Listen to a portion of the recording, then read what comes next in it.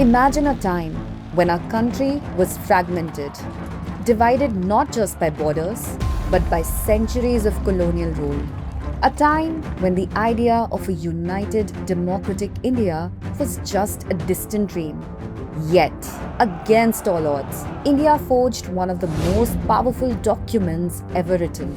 A document that would define our nation's destiny. The Constitution of India, a beacon of hope, a guiding light for over 1 billion people. But how did this incredible document come to be? The journey of drafting the Indian Constitution is nothing short of extraordinary. Let's rewind to when India was still under British rule. The seeds of India's future constitution were sown through a series of laws like the Charter Act of 1833, the Government of India Act of 1858, and the Government of India Act of 1935. These laws were not just about governance. They set the stage for India's quest for autonomy, for self-rule.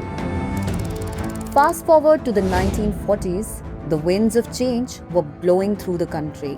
The struggle for independence had ignited the hearts of millions, and the call for freedom could no longer be ignored. But the question remained, how would India, once free, govern itself? In 1946, the British government, realizing that India's independence was inevitable, sent the cabinet mission to set the stage for a new future.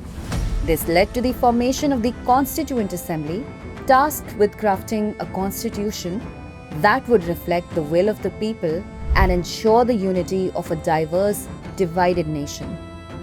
And so, on December 9, 1946, the Constituent Assembly met for the first time. In this room, leaders like Dr. B.R. Ambedkar, the father of the Constitution, and Dr. Rajendra Prasad, the Assembly's chairman, embarked on the monumental task of drafting a framework for a new India. For over 2 years, debates raged, with 389 members representing the vast diversity of India's population. Each voice brought a unique perspective. Would India adopt a presidential system or a parliamentary one? How would the rights of the marginalized be protected? What would be the relationship between the center and the states? At the heart of these discussions was Dr. Ambedkar, who tirelessly worked on the drafting committee.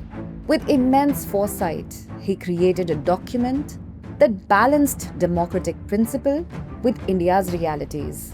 A constitution that could unite a country with over 2,000 distinct languages, countless cultures, and numerous religions.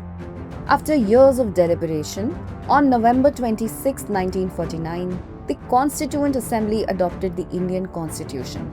It was a momentous day, a day when India formally embraced its future as a sovereign republic.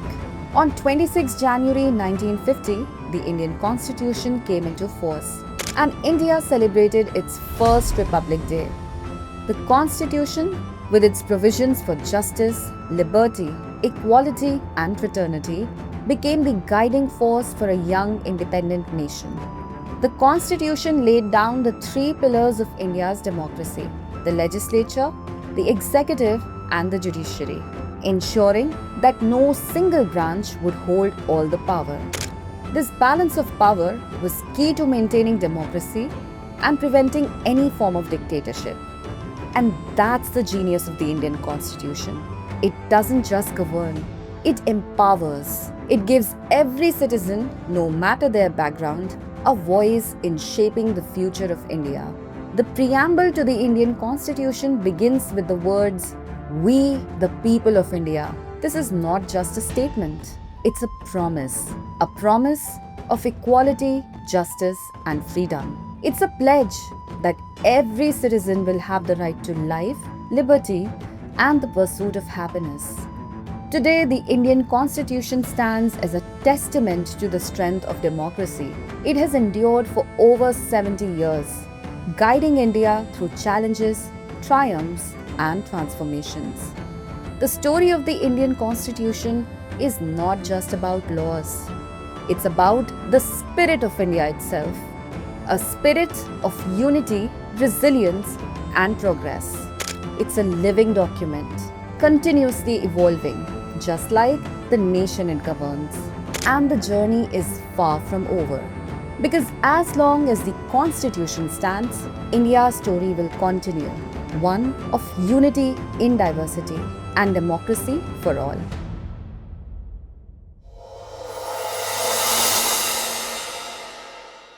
For more informative content, like, share and subscribe, and do not forget to press the bell icon to get the notifications.